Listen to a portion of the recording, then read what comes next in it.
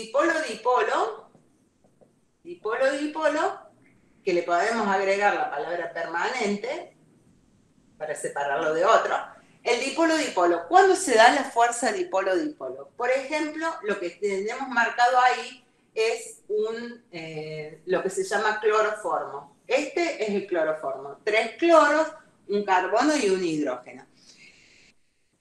Acá tenemos una molécula polar. ¿Por qué la molécula es polar? Porque tiene enlaces polares, acá hay enlaces polares hacia los carbonos. ¿Y qué hibridación tiene ese carbono? Tengo el hidrógeno y acá están los cloros.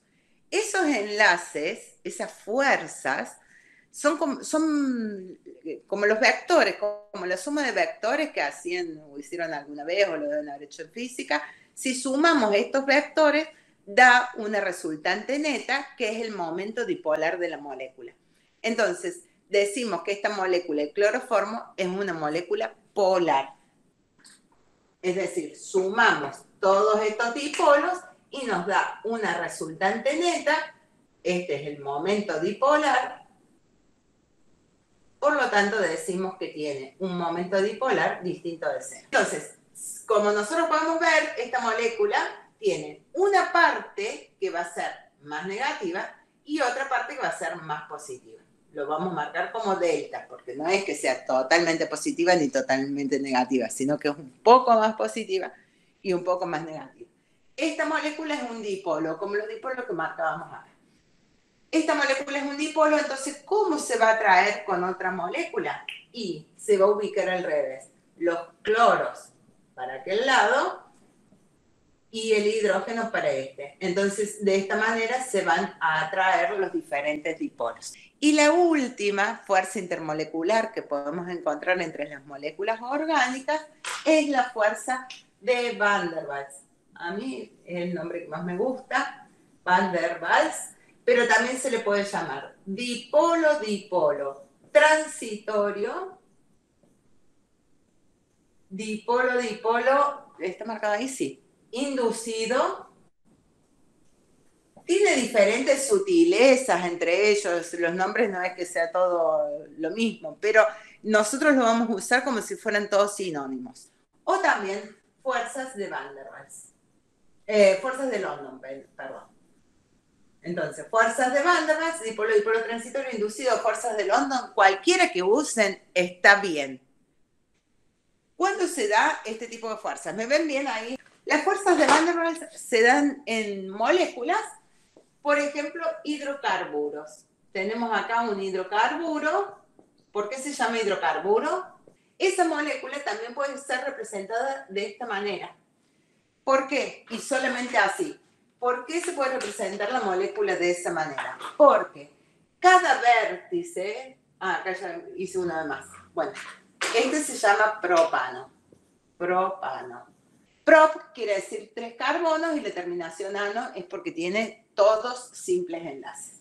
Acá, por ejemplo, yo he dibujado algo que tiene 4 carbonos, entonces se llama butano. Y si tuviera 5 carbonos, sería pentano. O sea, lo único que cambia este prefijo, y que es más raro, es para un carbono es met, 2 carbonos et, 3 carbonos prop, y 4 carbonos but. Después se usan los prefijos en latín, pentano, hexano, heptano, octano, etc. Por ejemplo, un hidrocarburo está formado por todos esos enlaces y ninguno de esos enlaces es polar. Son todos enlaces apolares. Es decir, que son moléculas que tienen un momento dipolar igual a 0. Significa eso que la molécula en total es apolar. Cuando hablamos de esto, momento dipolar, y le ponemos la letra mu, ahí hablamos de toda la molécula. Nosotros cuando vemos si una molécula es polar o no, marcamos enlaces polares. Si tiene muchos enlaces polares, vamos a determinar que la molécula tiene un momento dipolar distinto de cero. En cambio, acá en este caso, que estos enlaces son todos apolares, decimos que la molécula es apolar. La fuerza de Van der Waals se da en moléculas o como esta que dibujé acá, o como esta. ¿Por qué en esta? Porque si bien tiene una partecita polar, esos son dos átomos frente a toda la molécula que es más grande y esa molécula es apolar. Por lo tanto, va a tener fuerzas de Van der Waals. Y en esta también. ¿Y por qué se llama con todos esos nombres? Dipolo, dipolo inducido, transitorio y demás. Recuerden que en cada uno de estos enlaces sigma hay dos electrones, uno de cada átomo. Esos electrones no están quietos, como habíamos visto anteriormente, sino que se están moviendo de un lado en toda esa nube. En un momento determinado se pueden acercar hacia este carbono haciéndolo un poquito negativo y dejándolo un poquito positivo. ¿Por qué poquito? Y pongo esos diferenciales de carga pequeños.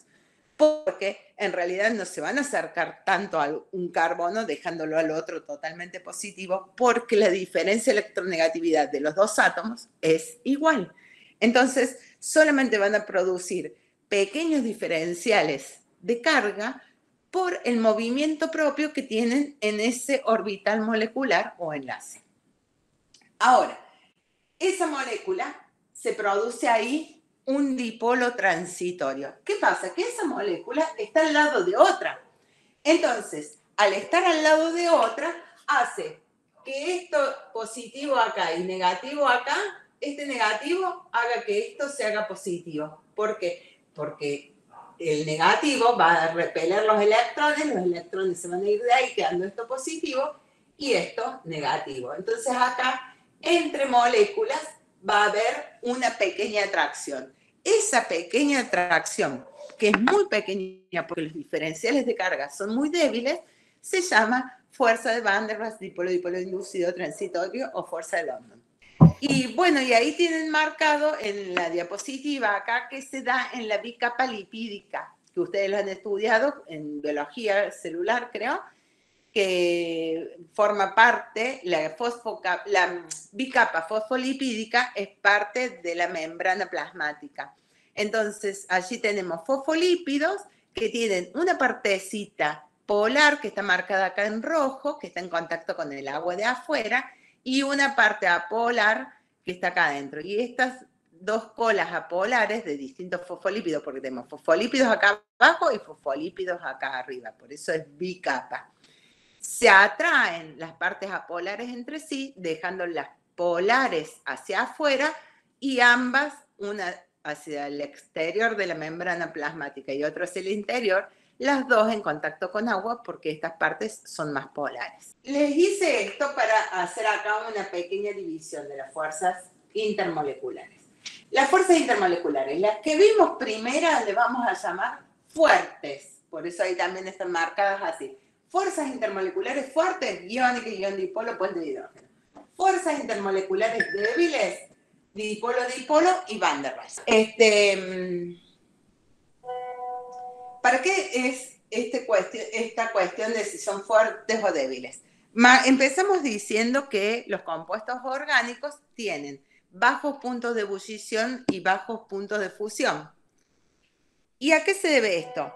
Porque en general en los compuestos orgánicos prevalecen este tipo de fuerzas, las fuerzas débiles, la dipolo-dipolo y la Van der Waals, y en algunos casos la de puente de hidrógeno.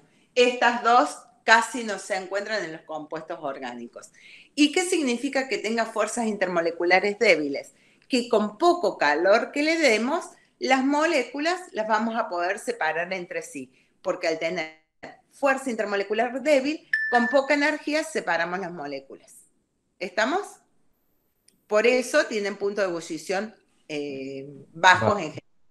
Pero es necesario que podamos determinar en cada una, y eso es lo que vemos en las clases de seminario, que determinemos qué tipo de fuerza intermolecular tienen diferentes compuestos, que los vamos a ver ahí con ejemplos, para determinar si un compuesto X va a tener mayor o menor punto de ebullición que otro compuesto. ¿Estamos? Bueno, lo que les puedo agregar acá, ahora que me estoy acordando, es que las fuerzas de Van der Waals dependen de la superficie de contacto.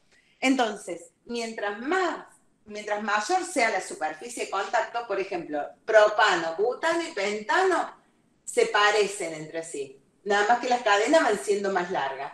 Y acá, al tener cadena más larga hay contacto y va a haber esos diferenciales de carga positivos y negativos en toda la molécula y va a hacer que las fuerzas de Van der Waals sean mayores. ¿Estamos? Entonces, mientras más grande sea la superficie de contacto, mayor fuerza de Van der Waals va a haber. Entonces, si comparamos butano y pentano, el pentano va a tener mayor punto de ebullición que el butano.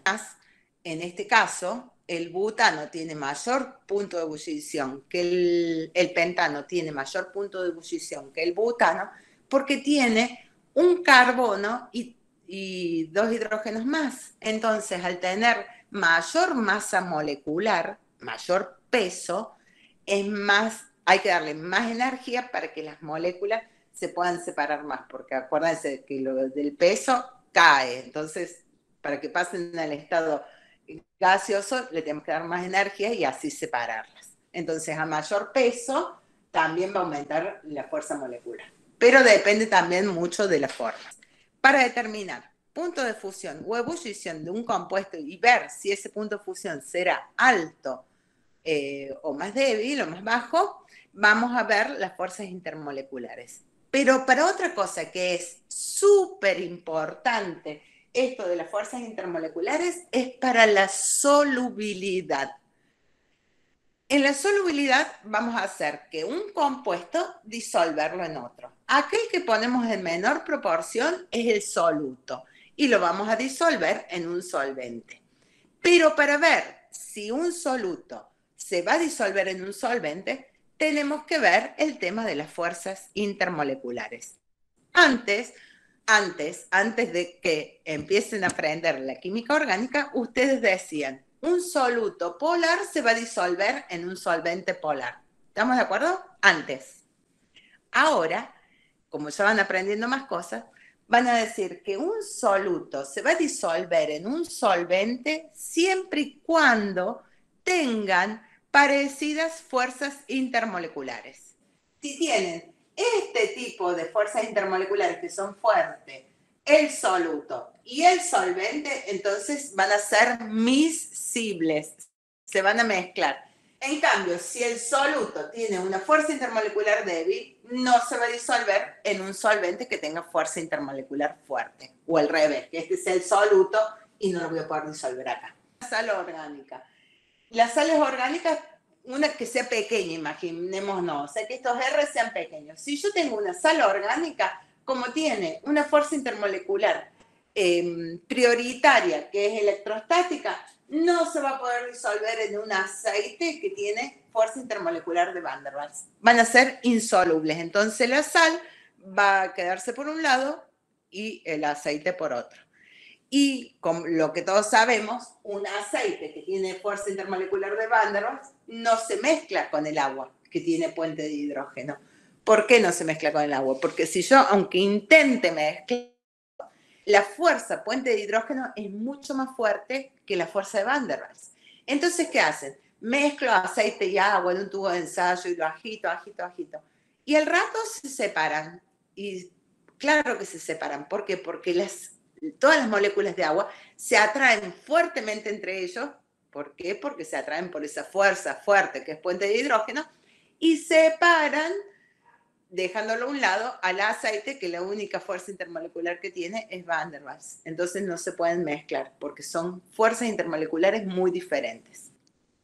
Dice aquí, generalmente son solubles en compuestos orgánicos tales como los compuestos orgánicos, estamos hablando, como hexano, benceno, tetracloruro de carbono.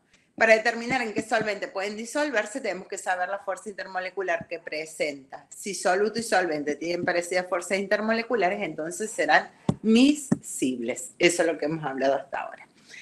En uno de los trabajos prácticos, que también ya pronto es y va para el primer parcial, tenemos la separación líquido-líquido, que es entre dos solventes inmiscibles y que solubilizan alguna sustancia en particular. Entonces ahí vamos a ver cómo tenemos una sal que se llama una sal orgánica, que tiene un R grande, hidrocarbonado, pero es una sal porque tiene ahí es cloruro de amonio. Entonces, es una sal y al ser una sal es un poco bastante soluble en agua, pero al tener una gran parte apolar es más soluble en cloroformo. Se lo borré, que era el cloroformo. Es más soluble en cloroformo, entonces con el cloroformo la podemos sacar del agua y es lo que vamos a ver en el trabajo práctico.